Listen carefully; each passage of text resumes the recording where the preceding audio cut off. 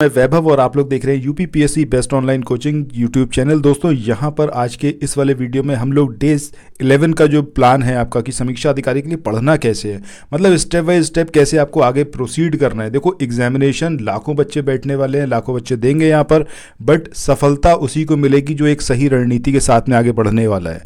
सो समीक्षा अधिकारी, सहायक समीक्षा अधिकारी के लिए ये जो हमारा सीरीज़ है जिसमें आपको हम पढ़ाएंगे बिल्कुल भी नहीं, यहाँ पर सिर्फ ये बताया जाएगा कौन कौन से टॉपिक्स हैं जिसको आपको अगले 24 घंटे के अंदर प्रिपेयर करना है। जैसा आपने देखा है कि प्रियंका जो है वो हमें फॉलो करते हैं, इसके अलावा सुरेश फॉलो करते हैं। आप देखोगे कमेंट सेक्शन में तो आपको समझ में आएगा क्यों ये ज़रूरी है डेली बेस पर आपको एक प्लान असाइन किया जाए, उस प्लान को डेली बेस पर आप अचीव करते हुए चलें। अब इससे क्या होगा, धीरे धीरे धीरे धीरे आप देखोगे जो इंपॉर्टेंट सब्जेक्ट हैं, लाइक करंट अफेयर्स की बात कर लें, हिस्ट्री की बात कर लें, ज्योग्राफी की बात कर लें, तो ये धीरे धीरे कवर होते हैं। एक दिन में अगर आप सोचोगे कि आज मैं बैठा हूं अगले 24 घंटे के अंदर या 48 घंटे के अंदर मैं पूरी ज्योग्राफी खत्म कर दूंगा, सो हो सकता है आप पढ़ लो, आप बहुत ज़्यादा एफर्ट करो, आप पढ़ लो, बट याद कितना रहेगा, कितना आप एग्जामिनेशन में परफॉर्म कर पाओगे उस बेस पर, ये मेन इंपॉर्टेंट बात है। सो इसीलिए हमने इस सीरीज़ को स्टार्ट करा है जहां आपको डेली बेस पर बताया जाएगा कि क्या पढ़ना है, क्या नहीं पढ़ना है और कैसे कैसे आप अपने आप को प्रिपेयर करते चलें। इसके अलावा जब आप अपना 24 घंटे का टारगेट पूरा कर लें उसके बाद कमेंट सेक्शन में नेक्स्ट डे पे ज़रूर बताएं कि आपने कितना कुछ पढ़ लिया है। सो आइए जानते हैं अगले 24 घंटे का आपका प्लान क्या होना चाहिए। सो सबसे पहले यहाँ पर बात करते हैं करंट अफेयर्स की। देखो करंट अफेयर्स, जैसा मैंने हर एक वीडियो में आप लोगों को बताया कि अगर आप पीसीएस निकालना चाहते हो, आप समीक्षा अधिकारी निकालना चाहते हो, आप चाहते हो कि बीईओ में आपको सफलता अर्जित हो, सो इस सब के लिए भैया करंट अफेयर्स नहीं करा अच्छे से तो नहीं हो सकता। क्यों? दो तरीके से करंट अफेयर्स पूछा जाता है। पहला वो जो कोर करंट अफेयर है। अब कोर करंट अफेयर्स का मतलब क्या है, सपोज अभी कोई मिस वर्ल्ड बना है या कोई मिस यूनिवर्स बना है तो वो एक कोर करंट अफेयर्स आ गया, मतलब वो एक पर्टिकुलर चीज़ है जो आपको याद होनी है पॉइंट वाइज। दूसरा आता है आपका static based current affairs. Static based current affairs का मतलब क्या, सपोज कोई हिस्टोरिकल पर्सनैलिटी है, उसकी कोई जयंती है, अब वो जयंती तो इंपॉर्टेंट हुई, इसके अलावा उस हिस्टोरिकल पर्सनैलिटी से रिलेटेड कौन कौन से आस्पेक्ट हैं जो एग्जामिनेशन में पूछे जा सकते हैं। सो ये हो गया आपका स्टैटिक बेस्ड करंट अफेयर्स। या कहीं की अगर बात हो रही है कि कोई ज्वालामुखी विस्फोट हुआ है तो वो ज्वालामुखी, उसकी लोकेशन, ये तो इंपॉर्टेंट है ही है। इसके अलावा वो ज्योग्राफी का एक पार्ट आ गया आपका ज्वालामुखी का, जो आपको अच्छे से पता होना चाहिए। क्योंकि अब जब आप एग्जामिनेशन देखोगे, अब जो ट्रेंड है यूपीपीएससी आयोग का, तो यहाँ पर कोशिश यही करी जाती है कि जो टॉपिक्स करंट में रहे हों स्टैटिक बेस्ड, उससे क्वेश्चन बने। 2021 का अगर आपने देखा होगा एग्जाम आरओ वाला, तो आपको बहुत अच्छे से क्लियर हो गया होगा कि कितने से बड़े कोचिंग थे, सारे धराशायी हो गए।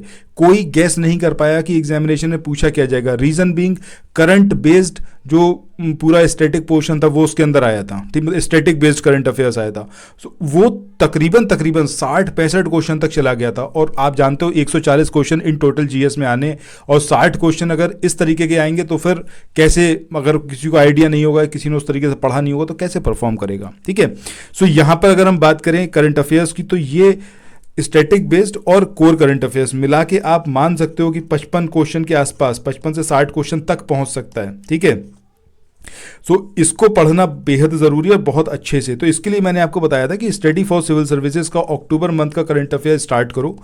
स्टार्टिंग में जो लोग जुड़े हैं उनको पता है कि स्टार्टिंग में मैंने 25 क्वेश्चन के लिए बताया था कि 25 क्वेश्चन करो, उसके बाद मैंने बोला था 50 क्वेश्चन तक। उसके बाद जो नए लोग जुड़े हैं उनको बोला मैंने 75 क्वेश्चन पर डे आप उसको कवर अप करें।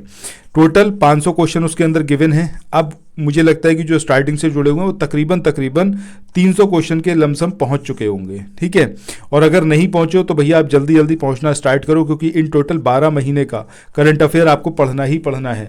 ये करंट अफेयर जो यहाँ पर आपको दिया हुआ है, जो एमसीक्यू की फॉर्म में है, ये तो मतलब बहुत ही ईजी हो गया। इसके अलावा अभी जो आर्टिकल बेस्ड करंट अफेयर है उसकी तो मैंने बात ही नहीं करी है। मेहनत करनी ही होगी अगर आप सफलता चाहते हो। 6 महीने का करंट अफेयर्स तो आपके फिंगर टिप पर होना ही चाहिए। तो देखो यहाँ पर क्या करना आप कि अपने माइक्रो नोट जरूर बनाते हुए चलना। जो भी क्वेश्चन आप देख रहे हो, अगर मान लो 2-3 लाइन का क्वेश्चन है, वो आपका 2-3 वर्ड के अंदर समराइज होना ही चाहिए।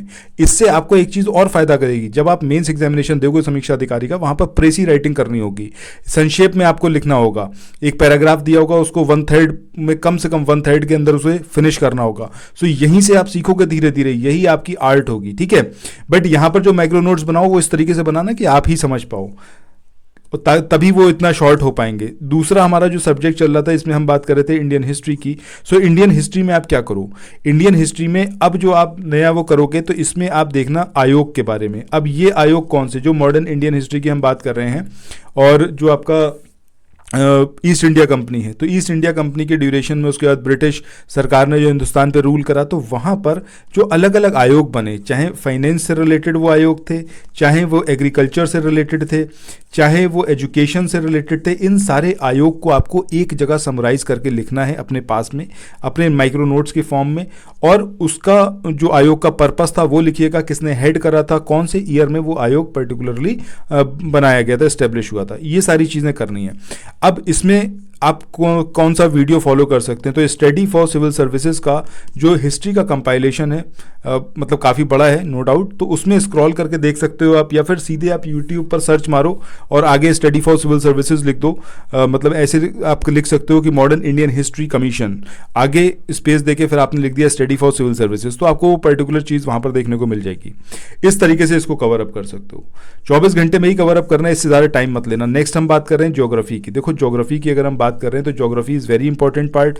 कल का जो वीडियो था इसमें मैंने आपको बताया था कि आपको इंडिया का जो फिजियोलॉजिकल स्ट्रक्चर है उसके बारे में देखना है कि कौन कौन से स्टेट्स हैं, कौन से स्टेट किससे बड़ा है, इस तरीके से सारी चीज़ें आपको मैंने कवर अप करने के लिए बोली थी। अब आज जो आप देखोगे ज्योग्राफी का, आप देखना मिनरल वाला पार्ट, ठीक है। मिनरल वाले पार्ट में आपको क्या देखना है कि कौन से स्टेट में कौन सा मिनरल सबसे ज़्यादा है, ठीक है। टॉप 3 आपको याद रखना ही है। कहीं अपने पास माइक्रो नोट जरूर बनाना है। स्टडी फॉर सिविल सर्विसेज का पर्टिकुलरली एक अलग वीडियो है इससे रिलेटेड, यूट्यूब पर आप सर्च करोगे आपको मिल जाएगा मिनरल डेटा करके, लेटेस्ट मिनरल डेटा करके आप डालना, then you will get the video. So वहाँ से आप माइक्रो नोट्स बना लेना, ठीक है। सो ये सारी चीज़ें हैं जो आपको अगले 24 घंटे में करनी है। उसके बाद जब आप नेक्स्ट वीडियो देखोगे कल का हमारा, जिसमें टारगेट आपको दिया जाएगा फिर से, सो उसमें आप कमेंट सेक्शन में ज़रूर बताइएगा कि क्या आपने वो जो आपको टारगेट असाइन किया गया था आपने अचीव किया है या फिर नहीं किया है, ठीक है। सो इसी के साथ आज के इस वाले सेशन को यहाँ पर एंड करते हैं। आई होप ये वाला सेशन जो है आप लोगों को काफ़ी इन्फॉर्मेटिव रहा होगा और आपको समझ में आएगा कि कौन कौन सी चीज़ें हैं जो एग्जामिनेशन में पूछी जाती है, बट आप नहीं उसको करे होते हो, इसी वजह से एग्जामिनेशन नहीं निकलता है, ठीक है। चलो फिर मिलते हैं नेक्स्ट वीडियो में। अपना ख्याल रखो और पढ़ते रहो। मेहनत जितनी ज़्यादा करोगे सफलता उतनी अच्छी आपको मिलेगी, ठीक है। So thank you so much. फिर मिलते हैं नेक्स्ट वीडियो में। Bye bye.